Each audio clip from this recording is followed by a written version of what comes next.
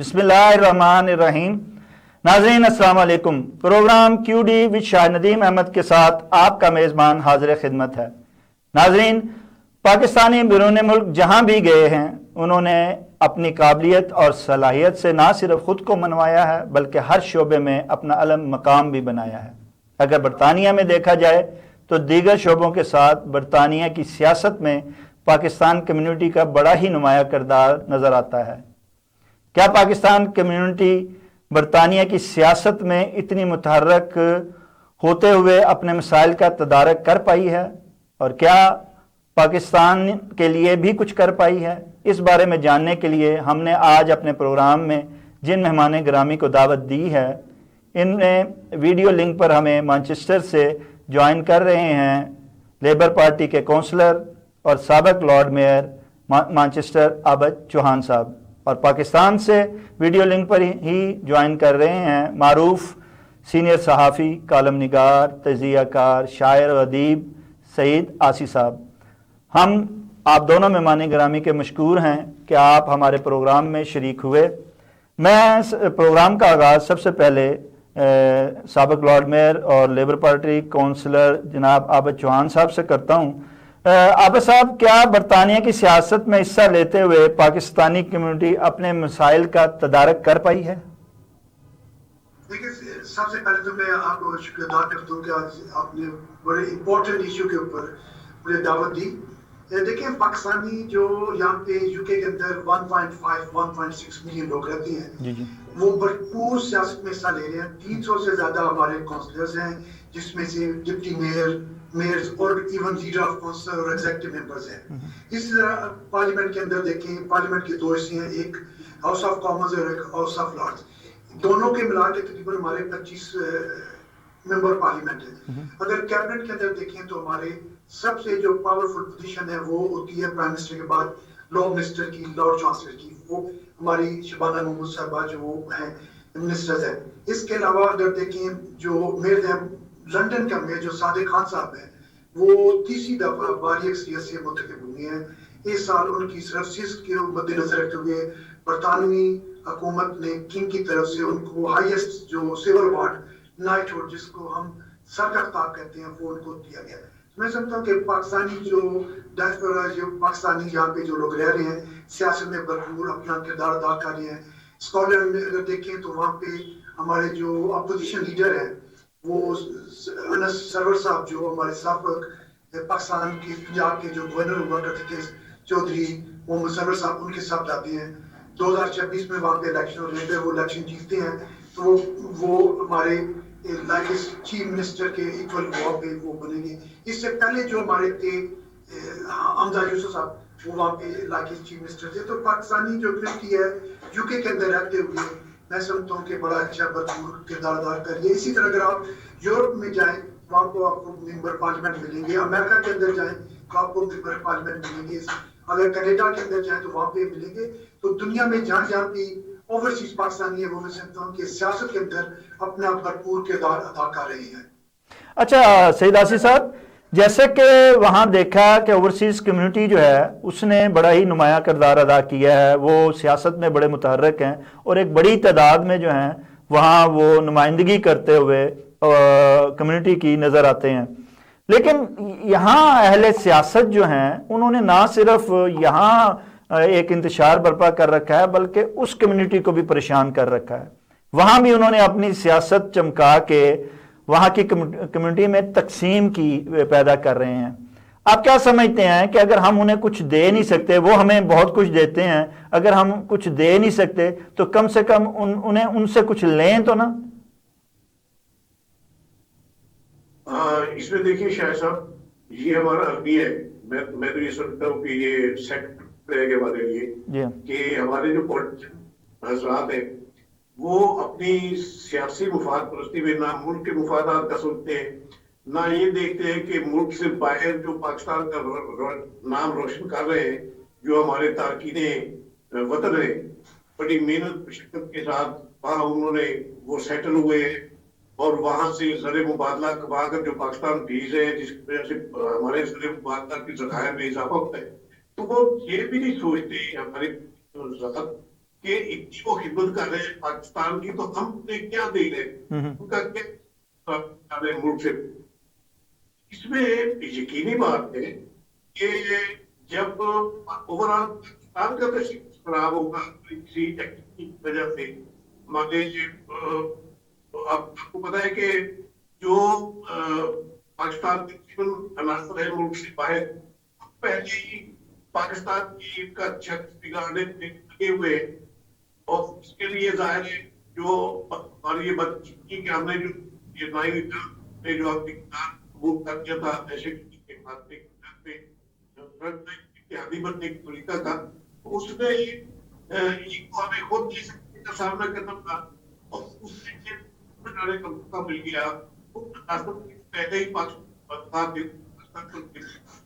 لگانے کا موقع مل گیا کہ یہ تو دہشت گرد ہے. اس وجہ سے آپ کو پتا ہے کہ کتنی پابندیاں لگی پر، انسانی پابندیاں بھی لگی ہے، اور جو تاکیدیں پتن ہے ان کے لیے بھی مشکلات پیدا ہوئی. پاسپورٹ کے کا مسئلہ ہے وہ بھی پیچیدہ ہوا، کے اصول کا مسئلہ پیچیدہ ہوا.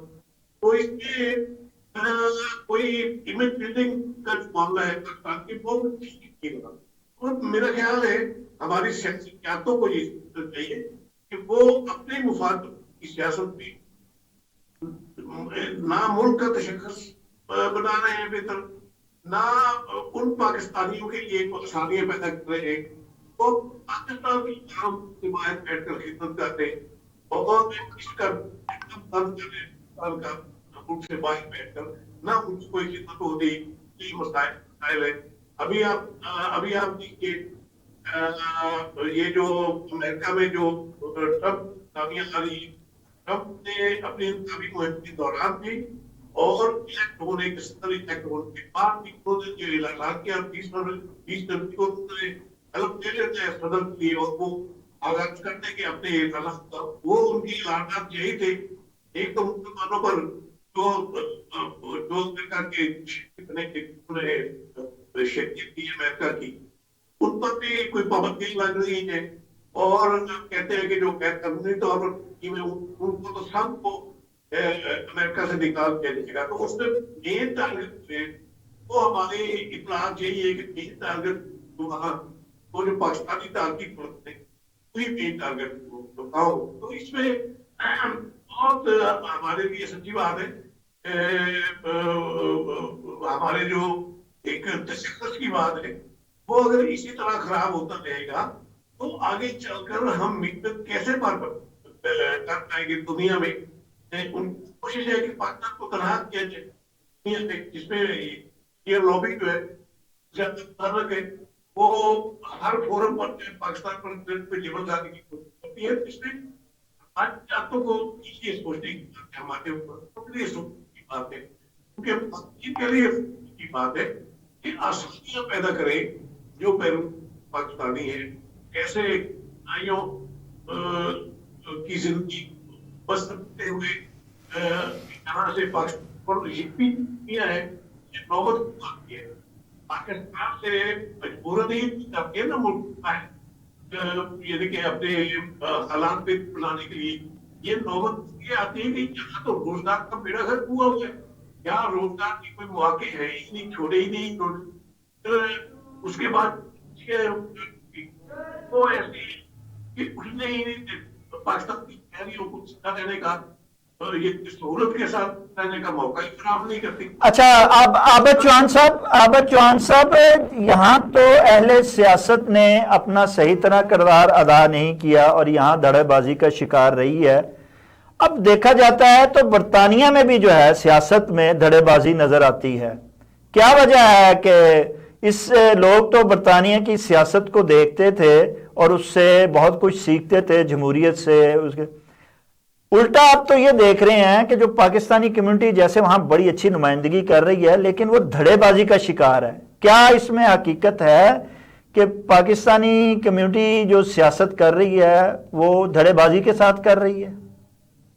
لیکن شاید صاحب دو ایشو ہے. ایک تو دھڑے بازی کا مطلب یہ کہ اگر پولیٹیکل وہ یو کے اندر پولیٹیکل پارٹیز کے اندر وہ اپنا کردار ادا کر رہے ہیں ہمیں سب تو یہ دوبارہ آتی ہے کہ وہ ہر پولیٹیکل پارٹی کے اندر اگر پاکستانی لوگ جو اپنا حصہ ڈالے ہیں تو ظاہر ہے وہ ایک ہر پارٹی کے اندر جب منشور بنتا ہے وہ کنزرویٹو پارٹی ہو، لیبر پارٹی ہو، لب ڈیم ہو یا گرین پارٹی ہو، اگر ہر پارٹی کی یوکے کی پالیٹکس کے اندر وہ اگر اپنا اپنا کردار ادا کریں تو میں سمجھتا ہوں کہ وہ ٹھیک ہے، تاکہ وہ جب بھی یہ پولیٹیکل پارٹیز اپنا منشور بناتی ہیں تو وہ دیکھتی ہیں کہ اس کے اندر جو لوگ بیٹھے ہوئے ہیں اگر وہ وہاں پہ ہمارے لوگ نہیں ہوں گے، کسی اور دوسری پارٹی میں صرف ایک ہی پارٹی میں ہوں گے تو وہ میں سمجھتا ہوں کہ وہ ایک اچھا سائن جائے گا۔ اگر وہ دیکھیں جیسے سیدہ وارسی صاحب ہے، وہ ابھی تو وہ انہوں نے ریزائن کر دیا پچھلے 2 مہینے پہلے، لیکن وہ پہلے چیئرپرسن تھی ٹوری پارٹی کی اور وہ کیبنٹ منسٹر تھی۔ اس طرح سجاد کریم صاحب وہ یورپین پارلیمنٹ کے ممبر تھے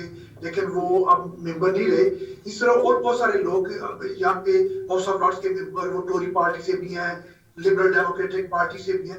میں سمجھتا ہوں کہ یہ تو بڑی اچھا سائن ہے، لیکن اگر پاکستانی لوگ یہاں پہ رہ کے پاکستان کی سیاست میں حصہ لیتے ہیں تو میں پرسنلی اس کو یعنی کہ سمجھے کہ میں اس کی سپورٹ نہیں کرتا، کیونکہ ہم لوگ جب یہاں پہ رہیں گے اپنی پاکستان کے جو سیاستدان جہاں پہ یوکے میں آئیں گے ہم ان کے لیے اعلیٰ کار بنیں گے، ان کی خوشامد کریں گے، اور جبکہ وہ ہمیں کچھ نہیں دے سکتے جب تک اپنا گھر ٹھیک نہیں کریں گے ہمیں وہ کیا دے سکتے ہیں۔ لیکن اس پاکستان کے اندر جب وہ غربت ختم نہیں ہوگی، پاکستان کے اندر بے روزگاری ختم نہیں ہوگی، وہاں پہ ہیلتھ ریفارمز نہیں ہوگی، وہاں پہ ایجوکیشن ریفارمز نہیں ہوگی، ہمیں ان سے کیا لینا ہے؟ ہمیں صرف یہ ہے کہ جب جائیں گے تو ہمیں پروٹوکول ملے گا، وہ ایک سطحی صورت ہے۔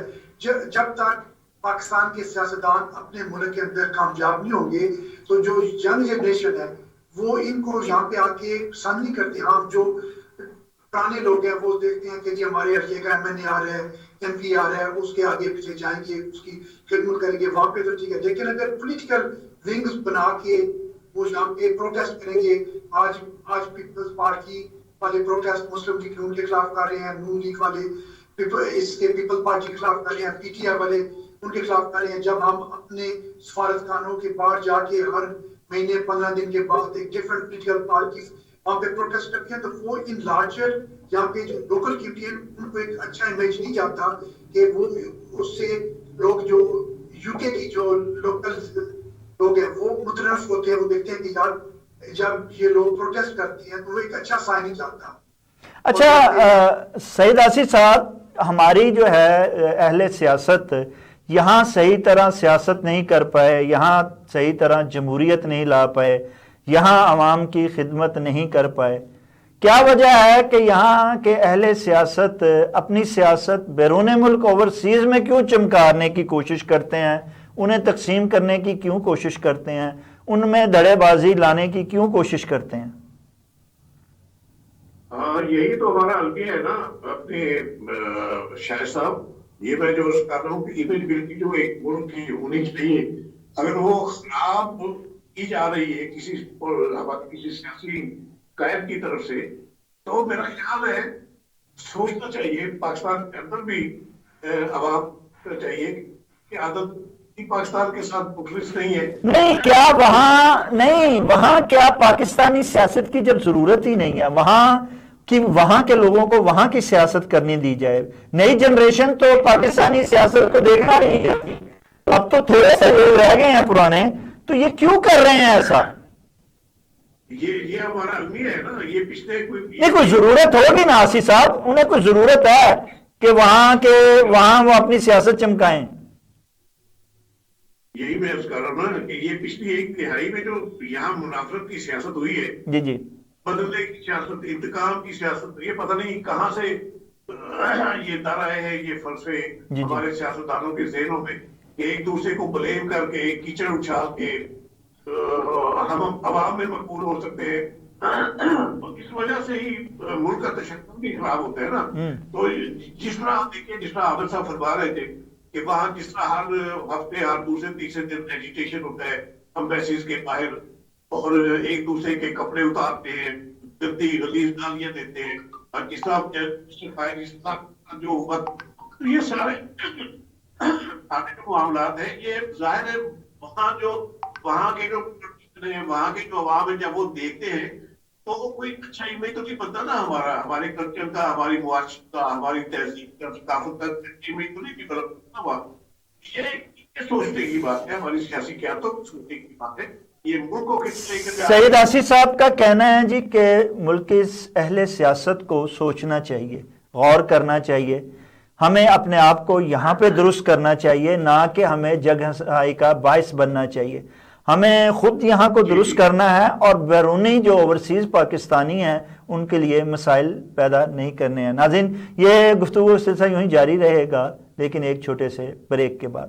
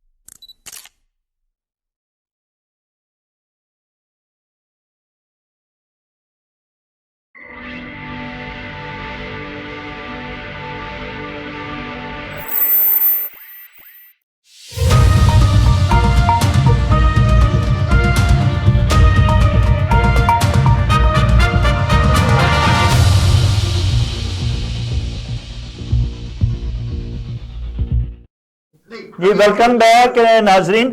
بات ہو رہی تھی پاکستانی کمیونٹی کی اور اوورسیز کمیونٹی کی، اور اوورسیز کمیونٹی جو ہے وہ بجائے یہ کہ اپنے مسائل کو سے نکلے، وہ مزید مسائل میں پاکستانی اہل سیاست کی وجہ سے جو ہے وہ دھستی جا رہی ہے. ہمیں اس پر غور بھی کرنا ہے اور اس پر بات بھی کرنی ہے. عابد چوہان صاحب، اہل سیاست نے جو ہے، پاکستانی اہل سیاست نے وہاں انتشار و تقسیم پیدا کرنے کی کوشش کی ہے بجائے متحد کرنے کے، لیکن یہ بہت کم لوگ اب رہ گئے ہیں وہاں پہ جو پاکستانی سیاست کر رہے ہیں. جو نئی جنریشن ہے وہ تو وہاں کی سیاست کر رہی ہے. جب وہ وہاں کی سیاست کر رہی ہے تو کیا آپ سمجھتے نہیں ہیں کہ اس چھوٹے موٹے وہاں جو کام ہو رہے ہیں، جو انتشار کی سیاست یہاں کی سیاست والے کر رہے ہیں، اس سے پاکستانی کمیونٹی اوورسیز کو کوئی فرق نہیں پڑتا ہے اور نہ ہی انہیں کوئی دلچسپی ہے؟ لیکن لاجک اگر دیکھیں تو 90% 95% جو جنریشن ہے اس کو فرق نہیں پڑتا، لیکن جو کچھ لوگ ہیں لیکن وہ اتنے منظم ہوتے ہیں کہ وہ جب پروٹیسٹ کرتے ہیں تو وہ پوری پاکستانی کمیونٹی کو ریپرزینٹ کر رہے ہوتے ہیں. جیسے آج سے 10-15 سال پہلے جہاں کے بھی کوئی ہوتا تھا ٹیررسٹ اٹیک تو وہ ایک دم جی مسلمان کر رہے ہیں تو کرتا تو کوئی ایک تھا، لیکن جب مسلمان کرتا تھا کوئی فرد جس کے نام اسلام کا ہو تو وہ اسلامی آ جاتا تھا. لیکن اگر اس کے مقابلے میں کوئی اور مذہب کا کوئی ٹیررسٹ ایکٹیویٹی کرتا تھا تو اس کو وہ صرف ایک انڈیویجولی کنسیڈر کرتے تھے. اس طرح میں کہہ رہا ہوں کہ جب پاکستانی جب کہیں بھی پروٹیسٹ کرتے ہیں وہ تھوڑے ہوتے ہیں لیکن اس کا امپیکٹ ہوتا ہے وہ پوری نیشن کے اوپر ہوتا ہے. اچھا، اس میں عابد چوہان صاحب امبیسی کا بھی بڑا کردار ہے، کونسلیٹ اور امبیسیوں کا بھی جو ہے وہ بڑا کردار ہوتا ہے، لیکن کیا پاکستانی امبیسی جو ہے وہاں کی کمیونٹی کے مسائل اور ایسے مسائل بالخصوص ان کو حل کرنے کے لیے کوئی اقدامات کر رہی ہے؟ کیا پاکستانی امبیسی اور کونسلیٹ کا کردار سے آپ مطمئن ہیں؟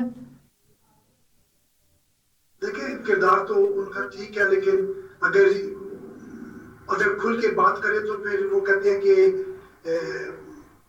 آپ اس گاؤں میں رہ نہیں سکتے. ٹھیک ہے جی، کسی کے خلاف بات کریں تو کیونکہ یہاں پہ جو امبیسڈرز آتے ہیں، جو اسٹاف آتا ہے، وہ ٹھیک ہے، وہ ان کا ایک ٹرم ہوتا ہے 3 سال 4 سال، وہ اپنا ایک نوکری کرتے ہیں 3 سال 4، ان کے انٹرسٹ نہیں ہوتے لوکل کمیونٹی کے اندر زیادہ انوالومنٹ. وہ تو ایک پروسیس ہے. آج ایک امبیسڈر آئے ہیں، انہوں نے 3 سال رہنا ہے، 30 سال کے بعد پھر واپس چل جاتا ہے. ان کے ویری لمیٹڈ انٹرسٹ ہوتے ہیں کہ وہ لوکل کمیونٹی کے ساتھ انگیجمنٹ کریں. کیونکہ یہاں پہ جو لوگ رہتے ہیں انہوں نے یہ نہیں کرنا ہے، انہوں نے مسائل کے ہیں، انہوں نے حل کرنی ہے. جو ایک بندہ آتا ہے وہ سال کے لیے 2 سال کے لیے 3 سال کے لیے، اور پھر بدقسمتی یہ ہے کہ اگر ایک کانسلیٹ آفیسر اس کے اندر بھی 4 ڈفرنٹ ڈپارٹمنٹ بنے ہیں. ٹریڈ ڈپارٹمنٹ ہے، پاسپورٹ سیل ڈفرنٹ ہے، نادرا ڈپارٹمنٹ ڈفرنٹ ہے، کمیونٹی ویلفیئر ڈفرنٹ ہے، جو کونسل جنرل وہ ڈفرنٹ ہے. تو اگر آپ کا کام نادرا کے ساتھ ہے تو وہ کونسل جنرل صاحب کہیں گے جی میں تو انٹرفیئر نہیں کر سکتا, آپ نادرا سے بات کریں, اگر کمیونٹی ویلفیئر کا کام ہے تو وہ کوئی انٹرفیئر نہیں کر سکتے. تو یہ اپنے اپنے دائرے میں رہ کے کام کرتے ہیں, لیکن زیادہ جو رسپانسبلٹی اوور آل آتی ہے وہ کونسل جنرل صاحب کی ہوتی ہے اور امبیسڈر کی ہوتی ہے. لیکن ان کے بھی وہی میں کہہ رہا ہوں کہ جیسے عرض کیا کہ وہ ان کا ایک ٹرمز ہوتا ہے 3 سال 4 سال میکسیمم 4 سال, تو وہ پہلے سال تو وہ 6 مہینے ایڈجسٹ ہونے میں لگ جاتے ہیں, آخری 6 سال ان کی یہ ہوتا ہے کہ ہم نے کہاں پہ واپس جانا ہے, ہم نے کون سے کورس کرنے ہیں, ہم نے آگے کس ملک میں جا کے انویسٹر بننا ہے. تو ان کے صرف 2 سال 2.5 سال ہوتے ہیں جو درمیان میں کام کرنے کے. لیکن وہ جب دیکھتے ہیں کہ اگر ہماری اپنی جو کمیونٹیز ہیں پولیٹیکل ہوتی ہیں تو وہ اپنی میں گھماتی رہتی ہیں, چھوٹے چھوٹے کام ہوتے ہیں, وہ پاکستان سے منسٹروں کے فون آ رہے ہیں, اور کبھی وہ نون لیگ کی گورنمنٹ ہوتی ہے, ان کی بھی کوشش ہوتی ہے کہ نون لیگ والے ناراض نہ ہوں, پیپلز پارٹی کی گورنمنٹ ہوتی ہے تو وہ بھی کہتے ہیں کہ پیپلز پارٹی والے ناراض نہ ہوں, یا پی ٹی آئی کی گورنمنٹ ہوتی ہے وہ کہتے ہیں پی ٹی آئی والے ناراض نہ ہوں. تو وہ ایک مکسچر بنا ہوا ہے, ان کا بھی وہ اتنا رول نہیں کرتے ادا کہ پاکستانی کمیونٹی کو بٹھائیں, ان کے مسائل حل کریں. تو ان کو زیادہ جو رول سید آصف صاحب جیسے آپ سن رہے ہیں کہ سفارت خانے جو ہوتے ہیں, یہ جو کمیونٹی سینٹر ہوتے ہیں, سفارت خانے جو ہوتے ہیں, یہ پاکستانی کمیونٹی کے لیے گھر کا کردار ادا کرتے ہیں, ان کے مسائل کا تدارک کرتے ہیں, ان کے بارے میں سوچتے ہیں, اور انہیں محسوس نہیں ہونے دیتے ہیں کہ آپ بیرون ملک بیٹھے ہوئے ہیں اور آپ کا کوئی والی وارث نہیں ہے. لیکن ہمارے جہاں بھی آپ ملک میں چلے جائیں, اوورسیز میں سفارت خانے کا کردار جو ہے وہ انتہائی ناقص ہے. ہر ایک پاکستانی کو ان سے شکایت ہے, بیوروکریسی سے شکایت ہے, کونسلیٹ سے شکایت ہے, ہر ایک فرد سے شکایت ہے. لیکن یہ عرصہ دراز سے ہے اور ان کا ازالہ نہیں ہو پا رہا. اس کا مین مقصد یہ کہا جاتا ہے کہ وہاں پہ جو تعیناتیں ہوتی ہیں وہ بھی میرٹ پہ نہیں ہوتی ہیں, سیاسی ہوتی ہیں, جس کی وجہ سے سیاسی لوگوں کا تو فائدہ ہوتا ہے لیکن کمیونٹی کا کوئی فائدہ نہیں ہوتا. آپ کیا سمجھتے ہیں کہ اس میں حقیقت ہے, اور اگر حقیقت ہے تو اس سے ان کونسلیٹ کے اتنے اخراجات ہیں, سارا کچھ ہے, اور اس کا کوئی سفارتی طور پہ فائدہ بھی نہیں ہو رہا ہے. آپ کیا کہتے ہیں اس حوالے سے؟ جہاں عامر صاحب نے بھی جن پوائنٹ کو ریز کیا ہے وہ بالکل بجا ہے. جو ہماری ہائی کمیشن آفس ہے ان کا بیسک کام تو یہی ہے کہ وہاں فیسیلیٹیٹ کریں پاکستان کے لوگوں کو, چاہے وہ وہاں کی انہوں نے شہریت اختیار کی ہے یا ویسے وزٹ پر جاتے ہیں, سب کو فیسیلیٹیٹ کرنا, ان کے مسائل کم کرنا, یہ ہماری ایمبیسیز کی ذمہ داری ہوتی ہے. لیکن ہمارا یہی المیہ ہے کہ یہاں جو اپائنٹمنٹس ہوتی ہے بالکل خالصتاً سیاسی بنیادوں پر ہوتی ہے. آج پیپل پارٹی کی حکومت ہے تو پیپل پارٹی کا ہائی کمشنر ہوگا, امبیسڈر ہوگا, کل نواز لیگ کی ہے تو ان کا ہائی کمشنر امبیسڈر ہوگا, اور اسی طرح پی ٹی آئی کی حکومت ہے تو ان کا وہ ایک یعنی کہ ان عہدوں کو سیاسی عہدے بنا لیے گئے. جس طرح پاکستان کے اندر جس طرح سیاست چلتی ہے, مختلف سیاست چلتی ہے, اسی طرح ملک سے باہر جو ایمبیسیز ہیں ان میں بھی یہی سیاست چل رہی ہوتی ہے. یعنی کہ ایک دوسرے کے مرکز کو دیکھتے ہیں, عوام کا خیال کرتی ہو. یہ مجھے بھی مشاہدہ کرنے کا موقع ملا 1-2 بار. میں نواز صاحب ایک بار میں ملک میں گیا تھا بھٹو صاحبہ کے ساتھ, تو وہاں میں خود جو ہے نا بینظیر بھٹو صاحبہ جب گئی تھی, یہ ادھر برونائی انڈونیشیا گئی تھی نا, برونائی کا جو ہمارا ایک سفارت خانہ تھا وہاں وہ جنرل صاحب تھے وہاں کے ایمبیسڈر, وہ ایون پرائم منسٹر کو خط میں نہیں لا رہے تھے. ٹھیک, انہیں کچھ بات کا سامنا تھا, جو انہیں جو چیزیں چاہیے ہوتی تھی وہ تقاضا کرتی تھی اور نہیں انہیں ملتی تھی. اس وقت یہ جنرل عبدالقیوم صاحب بھی ان کے تھے, بینظیر بھٹو صاحبہ کے وہ جو ہوتا ہے نا ان کے خاص رستے میں شامل ہوتے ہیں. وہ میرے ساتھ یہ اپریشیٹ کرنے لگے جو مسائل جو مشکلات پیدا ہوئی یہ چیزیں ہماری ہیں. اور میں نے جب اس میں نے کلم لکھا تو بڑے ان کا فون آ گیا, وہ جنرل صاحب جو تھے ان کا فون آیا مجھے کہ دیکھیے آپ نے بہت زیادتی کی. میں نے کہا زیادتی کی, آپ نے ہماری پرائم منسٹر کا عزت کا خیال نہیں رکھا اور آپ مجھے کہہ رہے کہ آپ زیادتی کی. تو یہ لفظ جو ہے نا یہ عمومی لفظ جو ہے یہ ہمارے جو ترجمان ہیں پاکستان کے جو ترجمان کے چہرہ ہوتے ہیں یہ امبیسیز اور ہائی پاکستان کا چہرہ ہوتے ہیں. چہرہ جو वही बैठे लोग ही चेहरा बिगाड़ते हैं ना, फिर क्या इमेज बने।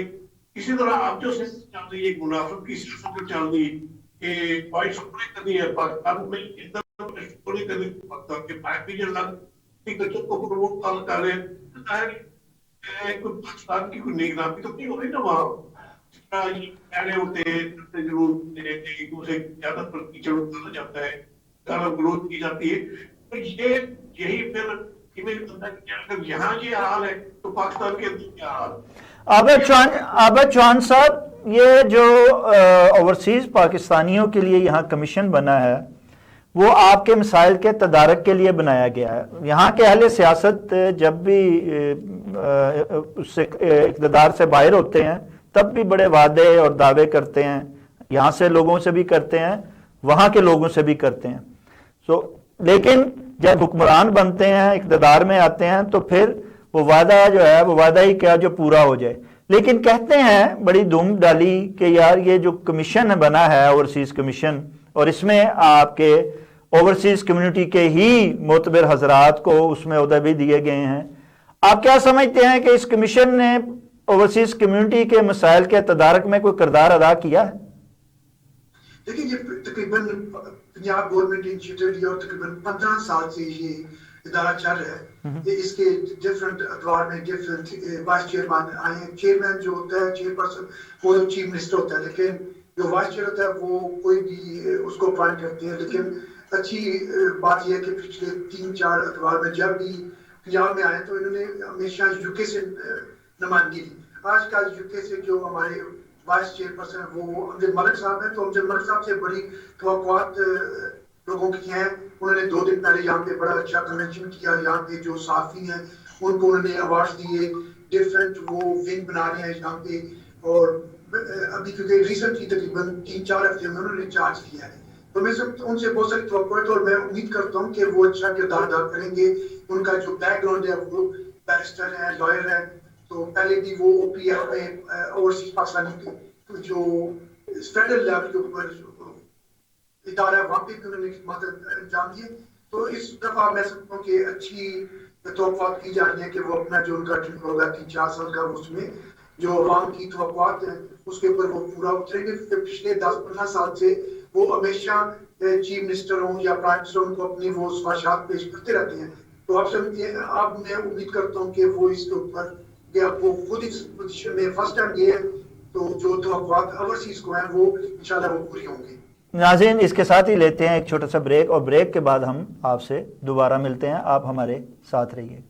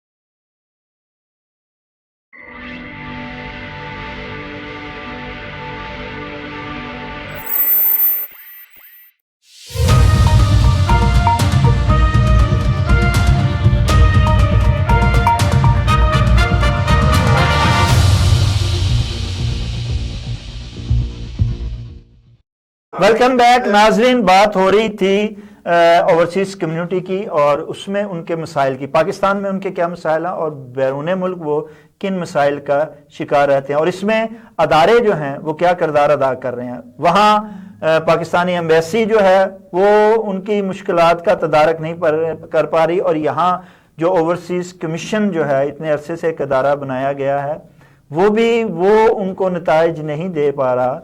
جو کہ نتائج انہیں ملنے چاہیے. اس حوالے سے ہم سعید آسی صاحب سے پوچھتے ہیں. اسے سب کہا جاتا ہے کہ جو اوورسیز کمیشن کا ادارہ ہے وہ جو ہے وہ بڑا متحرک ہے, اور جیسا کہ عابد چوہان صاحب نے کہا کہ وہ نہ صرف متحرک ہے بلکہ ان کے جو وائس چیئرمین بنائے جاتے ہیں وہ برطانیہ سے ہی بن رہے ہیں بڑے عرصے سے.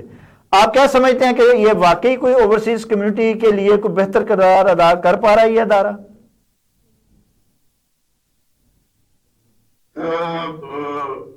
شاہ صاحب آپ کی آواز کلیئر نہیں تھی, پتہ نہیں کیوں. اچھا, میں یہی چیز عابد چوہان صاحب سے اتنی دیر پوچھ لیتا ہوں. آپ ایک تو اپنی تصویر کو درست کر لیجئے, سینٹر میں آ جائیے, اور اس کے بعد دیکھ لیجئے جب آواز آتی ہے سیکنڈ تو پھر انشاءاللہ تعالی آپ سے بات کرتے ہیں. عابد چوہان صاحب, بات ہو رہی تھی اوورسیز کمیشن کی. آپ نے کہا کہ وہ بڑا اچھا کردار ادا کر رہے ہیں, لازمی بات ہے, میں بھی ان کے ساتھ ایک طویل عرصہ تک رہا ہوں, میں ملتا رہا ہوں, وہ ہمارے دوست ہیں, تو انہوں کی پروفیشنلزم پہ تو کسی کو کوئی اعتراض نہیں ہے. وہ بڑے کمپیٹنٹ ہیں اور بڑے ہی محنتی اور باصلاحیت انسان ہیں, اور بیرسٹر ہیں. لیکن جب کوئی شخص آتا ہے تو ایک بیرونی جو برطانیہ اور پاکستان میں بڑا فرق ہے, اس کے مزاج میں بڑا فرق ہے. جب وہ یہاں آتے ہیں اور جو وہ سوچ لے کے آتے ہیں وہ کر نہیں پاتے ہیں جو در حقیقت کرنا چاہتے ہیں.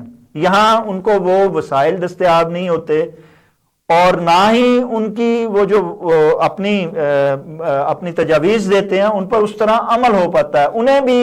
انہیں اسی بیوروکریسی کا سامنا کرنا پڑتا ہے, انہیں اداروں کا سامنا کرنا پڑتا ہے جن سے مسائل حل کرنے پر. ادارے شمار تو یہ ادارے پہلے بھی دیتے رہے, اوورسیز کمیشن بھی اب بھی دے رہا ہے, لیکن بڑے بڑے جو مگرمچھ ہیں نا, جنہوں نے آپ کی جائیدادوں پہ قبضے کیے ہوئے ہیں, جنہوں نے آپ کو لوٹا ہوا ہے, اس کے پیچھے اہل سیاست ہیں, اور اہل سیاست پر ہاتھ ڈالنا کسی عام بندے کا کام نہیں ہے. ہم نے کسی اہل سیاست کو نہیں دیکھا کہ آپ کے اوورسیز کا وہاں قبضہ چھوٹا ہو, یا پیسے واپس ہوئے ہوں, یا جنہوں نے فراڈ کیا ہے ان کو کچھ سزا ملی ہو. اگر یہ ادارے نے, اوورسیز کمیشن نے واقعی کو کام کیا ہے تو ہمیں سزا جزا بھی ہوتے ہوئے نظر آنی چاہیے, احتساب ہوتا بھی نظر. ہم نے تو کسی فراڈیے کو, کسی اٹھائی گیرے کو سزا ہوتے نہیں دیکھی ہے, نہ ہی کسی بڑے مگرمچھ کو عدالت کے کٹہرے میں دیکھا ہے. آپ کیسے کہتے ہیں کہ اوورسیز کمیشن بڑا اچھا کردار ادا کر رہا ہے؟ دیکھیے, ادارہ تو موجود ہے, وہاں پہ قوانین بھی ہیں. جب ہم دیکھتے ہیں کہ ان کو اپنے حقوق نہیں ملے یا ان کے جو داد رسیدی ہو رہی, اگر آپ پوری پکچر دیکھیں کہ پاکستان کی جو آبادی ہے وہ تقریباً 25 سے 26 کروڑ ہے. اگر 25-26 کروڑ کی عوام کو ان کے حقوق نہیں مل رہے, تو جو اوورسیز ہے وہ اوورسیز تو تقریباً 80 لاکھ ہے جو پوری دنیا میں اس وقت رہ رہی ہے. تو ہمارے یہ ہوتا ہے کہ جو اوورسیز پاکستان کمیشن جو صرف ابھی پنجاب کے اندر کام کر رہا ہے, آپ یہ دیکھنے کی بات ہے کہ پنجاب کے کتنے لوگ بیرون ملک آباد ہیں. اچھا, اس کے علاوہ جو کام ہے وہ بیوروکریسی کا ہے. زیادہ سے زیادہ کیا ہوگا کہ زمین کا قبضہ ہوگا, اگر کسی کے خلاف فیملی میں وہاں پہ FIR کوئی پولیس کا مقدمہ ہے تو وہ ہوگا, اس کے علاوہ تو کوئی مقدمات نہیں ہے. اب جب تک کورس نہیں ہوگی, وہاں پہ سپیڈی کورس نہیں ہوگی, اوورسیز کے لیے اسپیشل کورس ہوں, جو پولیس کا جو نظام ہے وہ انویسٹیگیشن ٹائم پہ ہو, جب انویسٹیگیشن ٹائم پہ ہو وہ ایک ٹائم فریم ہو, اس کے بعد جو ان کے کیس ہے وہ اسپیشل کورس میں جائیں تاکہ جلد سے جلد فیصلے ہو. تو یہ دو چیزیں وہاں پہ جب امپلیمنٹیشن ہوں گی تو میں سمجھتا ہوں کہ جو عوام کے جو اعتماد ہے, جو اوورسیز پاکستانی کمیشن جو پنجاب کے اندر کام کر رہے ہیں تو وہ ہوں گے. ابھی اس کا یہ ہے کہ 35-36 جتنے ڈسٹرکٹ ہیں ان کے جو ڈپٹی کمشنر حضرات ہیں, جو DPO حضرات ہیں, وہ کوارڈینیشن کریں گے کام چیف منسٹر اور جو امرت ملک صاحب کا جو ڈپارٹمنٹ جو وائس چیئرمین ہے پنجاب کمیشن کے. تو میں جب تک یہ قوانین کے اندر سپیڈی کورس نہیں بنے گی, جو ان کے جو مسائل ہیں وہ حل نہیں ہوں گے. اگر کسی بندے نے اوورسیز میں اس نے اگر مکان کسی کو کرائے پہ دیا ہوا ہے, اس نے وہاں کا پوزیشن لینا ہے, تو یہ اسپیشل کورس کا کام ہے. تو جب یہ ان کے لیے ایک ادارہ تو ہے وہاں پہ ادارہ رسی کے لیے آپ درخواست تو دے سکتے ہیں, لیکن جب تک آگے کورٹس اور پولیس کا ادارہ ان کو اسپیشل ان کے لیے میجرمنٹ نہیں ہوگی, ان کے لیے اسپیشل ایک اسپیڈی ٹرائل نہ ہو, اس وقت میں سمجھتا ہوں کہ یہ ادارے جو ہیں یہ اپنا بھرپور سر ایک بے اختیار حکومت بے اختیار اداروں کو کیا دے سکتی ہے, اور کیا بے اختیار ادارے جو ہیں بے اختیار حکومت کے سر پر جو ہیں وہ عوام کو جو ہے وہ منتقل کر سکتے ہیں. آپ ہی کے دوست, آپ ہی کے سینئر صحافی علامہ عظیم جی کا 1.5 کروڑ روپیہ ان کی بیٹی کا فراڈ سے یہاں اٹھ گیا. وزیر اعظم سے درخواست کی, مدینے میں بیٹھ کے وزیر اعظم نے کہا کہ جناب آپ کا آج 1.5 سال ہونے کو ہے. وہ سینئر صحافی جنگ کا بیورو چیف آپ کے لنکا شہر کا, وہ روتا پھرتا ہے اور جناب در در کے پہ گیا, اور بڑے بڑے ان کے تو لازمی بات ہے سارے جو عہدیدار ہیں اہل اقتدار ہیں وہ سارے ان کے واقف ہیں, لیکن وہ نہیں, داد رسی ان کی نہیں ہو پائی. آپ اور میری اور غریب آدمی کی کہاں داد رسی ہو پائے گی. سو میں سعید آسی صاحب سے پوچھتا ہوں, آسی صاحب کیا بے اختیار حکومت اور بے اختیار ادارے عام پاکستانی اور اوورسیز پاکستانی کے لیے کوئی کردار ادا کر سکتے ہیں؟ میں تو سمجھتا ہوں کہ یہ جس کو آپ بے اختیار حکومت اور بے اختیار ادارے کہہ رہے ہیں, جی جی, یہ اوورسیز پاکستانیوں کی لوٹ مار کرنے میں تو بہت با اختیار ہے. جی جی, ٹھیک ہے نا. تو یہ ہمارا عزمیہ ہے کہ بیچارے اوورسیز پاکستانی جو وہاں خون پسینہ ایک کر کے محنت مشقت کر کے خون پسینے کی کمائی اپنے ملک میں بھجواتے ہیں, تو یہاں انہیں کوئی تحفظ ہی نہیں ہوتا.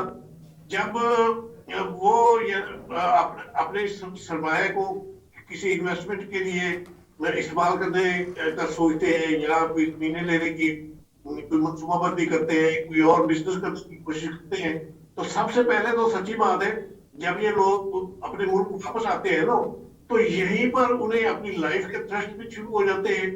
ان کی ان کا جو جائیدادیں ہیں, جو پیسے ان کے پاس ہوتے ہیں, ان کی لوٹ مار کے بھی انہیں پتہ ہو جاتے ہیں.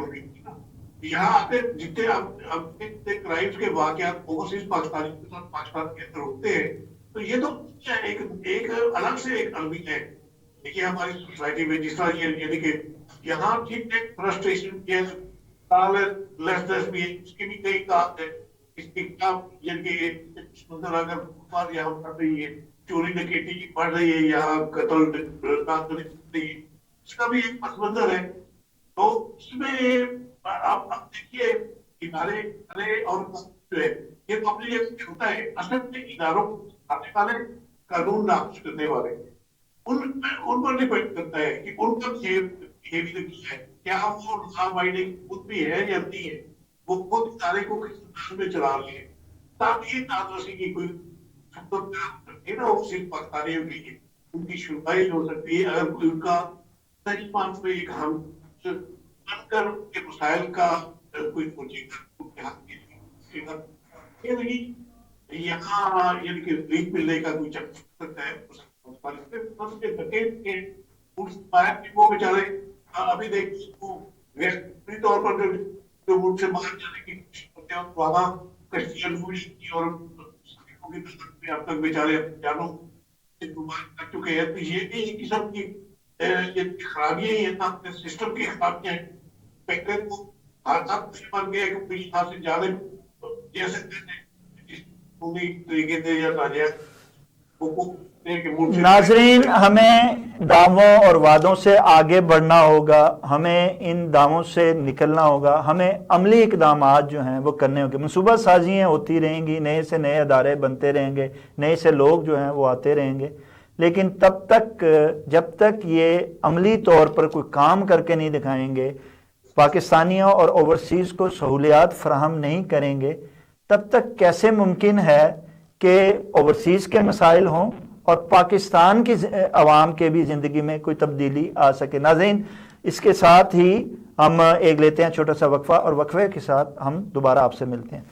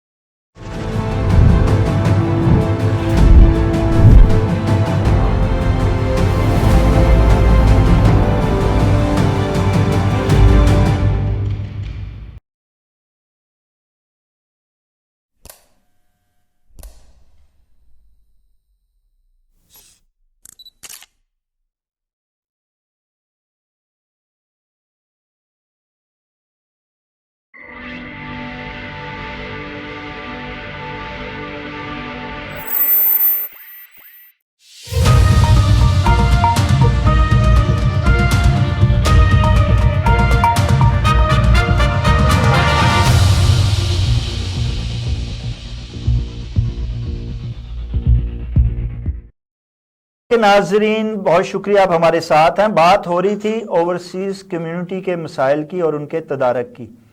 नाज़रीन, हमारे यहाँ अब तक अपने अवाम के मसाइल जो हैं उनका पहाड़ जो है वो पहाड़ दर पहाड़ बनी जा रहा है, तो हम लोग ओवरसीज़ के मसाइल जो हैं वो कैसे हल पाएँ। हुक्मरानों ने जब भी इक़्तिदार से बाहर रहे वादे और दावे किए, और जब इक़्तिदार में आए वो दावे और दावे सारे जो हैं वो भूल गए। आसिफ साहब से हम ये दोबारा पूछते हैं कि आसिफ साहब, क्या आप समझते हैं कि हर दौरे हुकूमत में हुक्मरान एक अपनी अवाम से भी वादे करते हैं, दावे भी करते हैं, और ओवरसीज से भी यही सिलसिला जारी रखा गया है? आप समझते हैं कि ये मौजूदा हुक्मरान जो हैं, क्या पाकिस्तानी अवाम के तो चाहे वो कर पाएँ या ना कर पाएँ, उनकी ज़िंदगी में कोई तब्दीली ला पाएँ या ना ला पाएँ, लेकिन क्या ओवरसीज़ के मसाइल जो हैं जिनके बड़े दावे करते रहे हैं और बड़े अब भी ऐलानात किए जाते रहे हैं गुज़िश्ता दिनों भी, क्या वो उन पे पूरा उतर पाएंगे? पूरा क्या उतना ही शायद साहब इन्होंने ये सिवाय बातें जमा खर्च के अवाम को भी, यहाँ अपने अवाम को भी बेवकूफ बनाते। अब देखिए पिछली कैंपेन में जो इंतखाबात हुए, ये 8 फरवरी को जो थे इंतखाबात, इससे पहले जो एक जो इलेक्शन कैंपेन थी, तो इसमें ये जो यानी कि पीपल्स पार्टी वाले भी, नवाज लीग वाले भी, सारे ये जो नारे लगाते थे कि हम 300 यूनिट तक बिजली फ्री करें। जी। इन्होंने इक़्तिदार में आकर बिजली फ्री को क्या कर दिया, वहां पर बिना भी दोबर कर दी, बिल महंगे कर दिए। ये तो चलन है इनका, हमारी सियासतदानों का ये चलन है कि धोखा देकर करके अवाम को ये कोशिश करते हैं कि अपने लिए जो है ना मकबूलियत का कोई रास्ता निकाले, दावों की मकबूलियत हासिल, और जब इक़्तिदार में आते हैं तो फिर अवाम जो है, ये हमारा सच्ची बात, ये सुल्तानिया बात कहते हैं, ये उसका भी किया है। सुल्तानिया जमहूर के जो समरात हैं, क्या अवाम को मिल पाए? अगर यहाँ अवाम को नहीं मिल पाए तो दो बेचारे मुल्क से बाहर जाते हैं रोटी रोजगार की खातर, तो वहां के मसाइल ये कैसे हल कर पाए? तो वहां जो पहले ही हम डिस्कस कर रहे थे कि वहां जो लोग इनके नुमाइंदे बैठे होते हैं, एम्बेसडर्स में, हाई कमीशन ऑफिसर थे, वो खुद यानी कि वो बैठे होते हैं कैसे हम कैसे करनी है, अपनी पार्टी को कैसे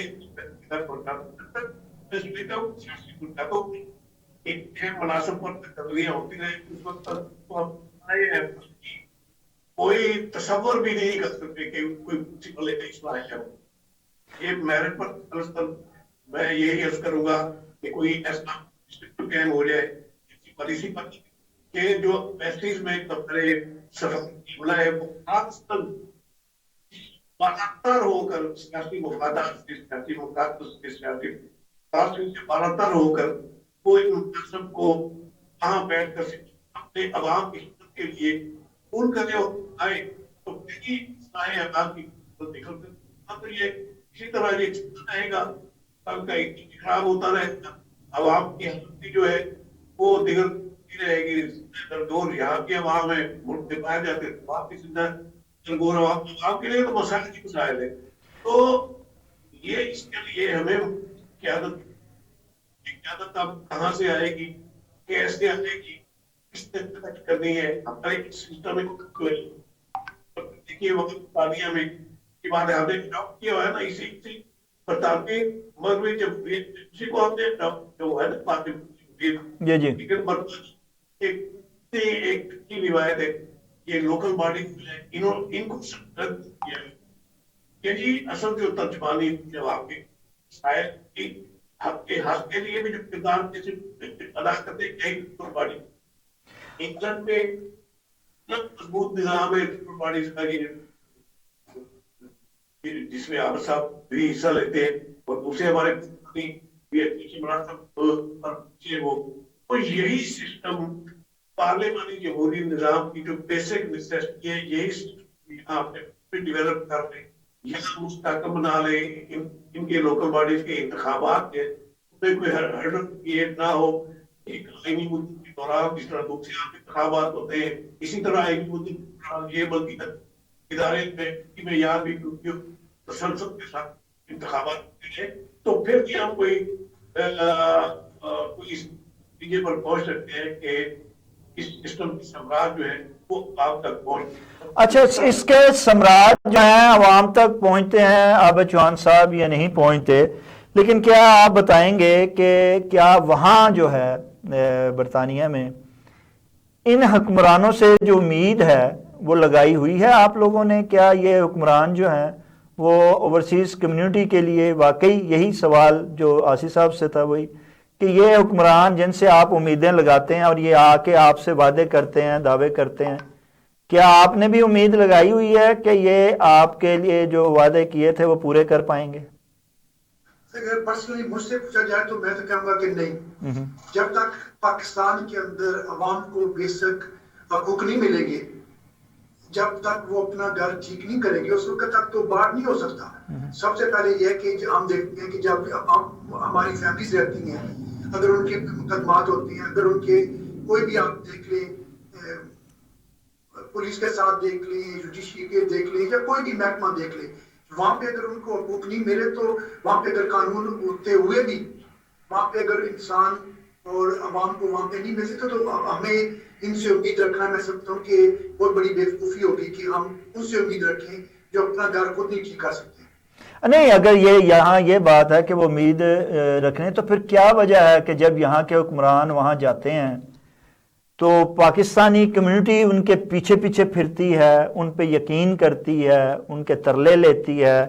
کیا وجہ ہے پھر وہاں کی سیاست چھوڑ کے یہاں کی سیاست جو ہے وہ کرتی ہے، جب امید ہی نہیں ہے ان سے، جب انہیں آزمائشوں کو بار بار یہاں کے لوگ بھی آزما چکے ہیں اور وہاں کے لوگ بھی آزما چکے ہیں، پھر کیا وجہ ہے کہ ان سے امید لگائی جاتی ہے؟ دیکھیں اگر یو کے کی بات کریں تو یو کے اندر جو 1.5 1.6 ملین جو لوگ رہتے ہیں، اس میں سے 60-70% لوگ جو ہیں وہ کشمیر سے ہیں. کشمیر کا جو ثقافت ہے، جو کشمیر کی سیاست ہے، وہ ڈیفرنٹ ہے. اب آ جائے پاکستان کے اندر بھی آپ کے 4 صوبے ہیں، سندھ، بلوچستان، سراب کے لوگ تو زیادہ ایکٹیو نہیں ہیں اور نہ ہی یہاں پہ ان کی زیادہ آبادی ہے.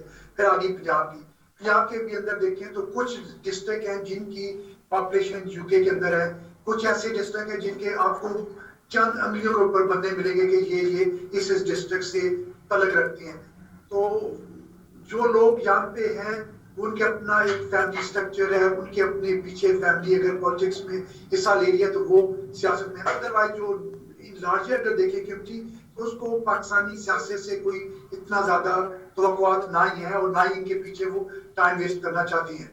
اچھا سید آصف صاحب، جب وہ بیرونی جو اوورسیز کمیونٹی ہے وہ یہاں کی سیاست سے دل برداشتہ ہو چکی ہے، نئی کمیونٹی تو ویسے ہی دلچسپی نہیں رکھتی ہے، اہل سیاست کا کردار نہ یہاں صحیح ہے نہ وہاں اب صحیح رہا ہے، اس کے باوجود اہل سیاست جو ہیں وہ اپنا وتیرہ درست کرنے کے لیے تیار نہیں ہیں. آپ سمجھتے ہیں کہ آنے والے وقت میں جو ہے کیا یہ کردار بہتر ہو پائے گا اور ہم بیرون ملک جو یہ باتیں سنتے ہیں یہاں اپنے اہل اقتدار کے بارے میں ان سے چھٹکارا حاصل ہو پائے گا؟ دیکھیے، اس کے لیے سب سے پہلے تو میں یہ کروں گا کہ جب تک یہ سیاسی پورنگ کا کلچر جو ہے یہ برقرار، جب تک بلیم گیم کا جو سلسلہ ہے سیاستدانوں کا ایک دوسرے کی غریبان تک پہنچتے ہیں، جب تک یہ سلسلہ جاری، جب ہمیں کوئی کارپوریٹ کی صورت ہو سکتی ہے. اس سے پہلے ہم نے جو معاملات ہیں، یہ عابد صاحب بھی یہی بتوا رہے کہ ہم نے اس صفحے جو ہے وہ جب تک ہماری اپنی صفحے ٹیڑھی ہوگی تو پیر ہوگی اور ہوگی، ایک دوسرے کو دھکا دے کر آگے آنے کی کوشش ہوگی، اور تب تک جو ہے ہم کیسے پورا کرتے ہیں کہ اس کلچر میں کوئی عوام کے حقوق، عوام کے مقدمات کا بھی کچھ سوچے گا. یہ ہمیں سب سے پہلے جو ہے ہم یہ کہ کوئی کتاب ایسا آ جائے اس یہ جو مفاد پرستی کی سیاست ہے اس کی پیٹ رہے گا. وہ ہم نے سچی بات ہے کہ ہم نے مسئلہ بھی کر لیے، صدارتی نظام بھی ماشاء اللہ کی چھتری کے چراتے رہے، پھر اب جو پارلیمانی نظام یہ بھی اسٹیبلٹی کی شکتی کے نیچے ہی چل رہا ہے، نہ یعنی کہ حکمران انڈیپینڈنٹلی فیصلہ کرنے کی ہوتے ہیں، نہ آپ کو کوئی امید ہوتی ہے. وہ سسٹم میں رہ کر اپنے حکمرانوں سے، اپنے نمائندوں سے جن کو الیکٹ کرتے وہ ان کے مہمانوں میں بھجواتے ہیں، وہ ان سے بھی اپنے حقوق، اپنے مفادات سے کامیاب ہو پائیں گے یا ان سے مسائل حل کرنے کامیاب ہو پائیں گے. مجھے تو سچی بات ہے بالکل اسی مطلب نہیں. اس کے لیے جھاڑو پھیرنے کی ضرورت ہے. اب جھاڑو کس نے پھیرنا ہے یا پھر آ جاتی ہے کوئی کارگر ہوگا وہی مؤثر ہوگا. تو یہ ہمارے کے لفظ کی ایسی بات ہے. اب ٹام تو یہ مان رہے پچھلے 70 برس جو اس عوام کا جو حشر ہو رہا ہے، یہ ملک ظاہر ہے ہمارے پانی علامہ اقبال کے تصور کے مطابق جو پاکستان حاصل کیا تھا، جو خواب تھا، جو مقصد تھا، وہ اسلامی جمہوری فلاحی معاشرے کے قیام کا مقصد تھا.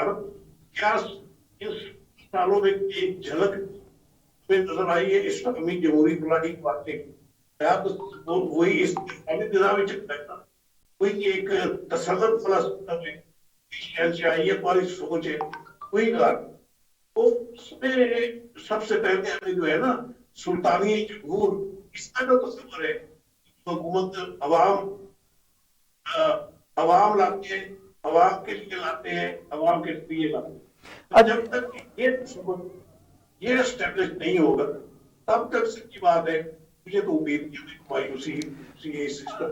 اچھا عابد چوہان صاحب، عوام یہاں تو اہل سیاست سے بھی مایوس ہے، حالات سے بھی مایوس ہے، اور اس مایوسی کی شکار عوام جو ہے وہ بیرون ملک عابد چوہان کو دیکھتی ہے، نعیم الحسن کو دیکھتی ہے، اور افضل خان صاحب کو دیکھتی ہے، صادق صاحب کو دیکھتی ہے، چوئی سرور کو دیکھتی ہے. تو ان کے اندر بھی یہ خواہش پیدا ہوتی ہے کہ ہم باہر جائیں اور باہر جا کر محنت اور انہی کی طرح صلاحیتوں سے خود کو منوا سکیں، اپنا مقام بنا سکیں. اس کے لیے وہ قانونی اور غیر قانونی طریقے اختیار کرتے ہیں.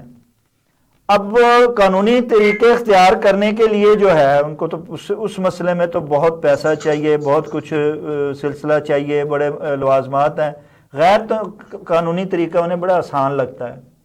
یہ ایک دوڑ چلی ہوئی ہے، اور روز ہمیں جو خبریں ملتی ہیں وہ یہ ملتی ہیں کہ اتنے لوگ جو ہیں وہ کشتی میں ڈوب گئے، اتنے لوگ وہاں پکڑے گئے، جیلیں باہر کی بھری پڑی ہیں غیر قانونی لوگوں کے جانکاری کے وطن سے، اور جو وہاں ہیں وہاں بھی اوور سٹے جو لوگ ہیں ان سے جیلیں بھری پڑی ہیں. آپ سمجھتے ہیں کہ یہ جو سلسلہ ہے اس کی روک تھام ہونی چاہیے، اور اہل اقتدار کو صرف بیان بازی سے نہیں بلکہ سختی سے ان لوگوں کو روکنا چاہیے جو لوگ ان کو لے جانے کے لیے جو ہے وہ یہ ہتھ کنڈے استعمال کرتے ہیں؟ سر اس میں 2-3 ایشو ہیں. ایک تو ایشو یہ ہے کہ اگر حکومت وقت اپنی جو ینگ جنریشن ہے ان کے لیے ایسے وسائل پیدا کرے کہ اپنے ملک کے اندر رہتے ہوئے وہ حضور وسائل پیدا کیے ہوتے ان حکمرانوں نے یہ 50 سال سے 55 سال سے، تو آج غریب عوام کشتیوں میں ڈوب کے مر رہی نہ ہوتی. یہاں ایم فل بچے، پی ایچ ڈی بچے ہاتھ میں ڈگریاں لیے باہر پھر رہے ہیں. آپ کے ہاں تو گریجویشن کے بچے کے لیے جاب تیار ہوتی ہے، یہاں تو ایم فل اور پی ایچ ڈی کے بچوں کے پاس جابیں نہیں ہیں، اور ان کے دعوے آپ سن لیجئے. سو یہ چھوڑیے کہ ان لوگوں، یہ لوگ جو ہیں 35 اور 5 باریاں لینے کے بعد بھی اس قوم کے بچوں کو جاب دے سکیں گے یا روزگار مہیا کر سکیں گے؟ یہ تو نہیں. تو اسی لیے تو غریب کا بچہ جو ہے وہ کشتی میں ڈوب کے مر رہا ہے، کسی امیر کا بچہ نہیں مر رہا. وہ تو سیر و سیاحت کرتا ہے، وہ تو وہاں آپ کے ایکسفورڈ میں پڑھنے کے لیے جاتا ہے اور ساتھ عیاشیاں کرتا ہے. خدا را یہ حل نہ بتائیں، کوئی ایسا حل بتائیں، اور آپ اپنی بتائیں کہ جناب کیسے آپ لوگ بنے ہیں، محنت اور سیر کیسے آئے. اور ان لوگوں کو اب کیا کرنا چاہیے کہ کسی طرح یہ ان غریب وہ جو ہیں جن کے جوان بچے مر جاتے ہیں، ڈوب جاتے ہیں، ان کے ماں باپ کے دل پہ کوئی ٹھنڈک، ان کی آنکھوں سے آنسو جو ہیں وہ رک سکیں. شاہد صاحب یہی تو میں عرض کر رہا تھا کہ سب سے پہلے تو گورنمنٹ کو سٹیپ لینا پڑے گا کہ وہ ایسے وسائل پیدا کریں کہ پاکستان سے جو بچہ ہے وہ باہر نہ نکلے. لیکن آپ ایک ہجرت کر رہے ہیں نا. اب دوسری چیز آتی ہے کہ جب بچہ یہ دیکھتا ہے کہ اس کے ملک میں رہتے ہوئے اس کو اس کے جو وسائل ہیں اس کے اندر رہتے ہوئے وہ سمجھتا ہے کہ مجھے اس کا اپنا حق نہیں ملے گا, تو اس لیے پھر وہ باہر جانے کی کوشش کرتا ہے. اب آگے باہر آنے کی کوشش, اس میں بھی لیگل اور انلیگل ہے. جو انلیگل لوگ آ رہے ہیں وہ کوئی غریب لوگ نہیں ہیں, وہ بھی امیر لوگ ہی ہیں. دیکھیں کہ کروڑ روپیہ دے کے یا 70-80 لاکھ دے کے. اب یہ بھی ایک المیہ ہے ہمارے معاشرے کا کہ ایک 12 سال کا بچہ یا 13 سال کا بچہ یا 15 سال کا بچہ, ماں باپ اپنی ساری جمع پونجی جمع کرنے کے بعد وہ ایجنٹوں کو دے رہے ہیں, اور ایجنٹ جو ہیں ان کو بھی پھر آگے سے کوئی انتظامیہ ہے, کچھ پھر وہ سیاستدان ہیں جو ان کی پشت پناہی کرتے ہیں. اگر یہ جو لوگ پاکستان کو جنگ بچوں کو باہر بھیجنے ہیں, انلیگل بھیجنے ہیں, یہ سب کو پتہ ہے. کبھی پرائم منسٹر کہتے ہیں کہ جی ایک ہفتے کے اندر گاڑی, انٹیریئر منسٹر کہتا ہے کہ جی ہم نے 24 گھنٹے کے اندر رپورٹ. جب تک انلیگل جو ہیومن بینگ اسمگلنگ کر رہے ہیں ان کو جب کیفے کردار تک نہ پہنچایا جائے گا, اس وقت یہ ہماری انلیگل امیگرینٹ نہیں رکے گی. تو کچھ لوگ یہاں پہ ہیں جو بیرون ملک ہیں, وہ یہاں سے بینیفٹ فراڈ کرتے ہیں یا کچھ ایسے محنت مزدوری کرتے ہیں. دو قسم کے لوگ ہیں, ایک محنت مزدوری کر رہے ہیں اچھے بزنس ہے, اور دوسرے جو یہاں پہ انلیگل منی, جب وہ اپنے علاقے میں جاتے ہیں وہاں پہ انویسٹمنٹ کرتے ہیں, لوگوں کو دکھاتے ہیں ہم تو 2 سال میں ہم نے وہاں پہ درختوں پہ نوٹ لگے ہوئے ہیں. تو یہ ایک ٹمپٹیشن دینے والی بات ہے کہ اپنے جو بچوں اپنے جو گاؤں میں جب لوگ جاتے ہیں, اگر میں یہاں پہ جاؤں گا اور میں اپنے پاکستان میں وہ ادھر سے اگر میں بینکوں سے دار لے کے ادھر جا کے عیاشی کروں گا, تو obviously میں اپنے جو فیملی کے بچے ہیں ان کو ٹمپٹیشن دے رہا ہوں کہ آپ لوگ بھی یو کے میں آئیں. تو یہ ہمارے اوپر بھی رسپانسبلٹی بنتی ہے کہ جو یو کے اندر لوگ رہتے ہیں وہ بھی جب جائیں تو وہاں پہ وہ میانہ روی رکھیں. لیکن اسلام کے اندر بھی ہے کہ اگر آپ اچھے کھاتے پیتے ہیں تو اپنے پڑوسی کا خیال رکھیں, ایسی چیز نہ کریں کہ جو پڑوسی آپ اس کو بھی یعنی کہ اپنے سابق لارڈ میئر مانچسٹر عابد چوہان صاحب کا کہنا ہے کہ بیرونی اوورسیز لوگوں کو بھی خیال کرنا چاہیے. انہوں نے اگر کوئی مقام بنایا ہے, پیسہ کمایا ہے, تو اس کا استعمال جو ہے پاکستان جا کے صحیح طریقے سے کریں. لوگوں کو دکھانے کی بجائے لوگوں کی مدد کریں.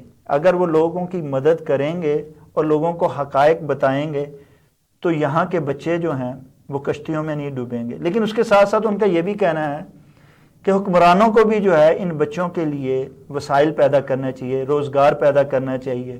اگر کسی ملک کے پڑھے لکھے بچے بھی بے روزگار گھوم رہے ہیں تو حکمرانوں کو اپنے گریبان میں جھانکنا چاہیے.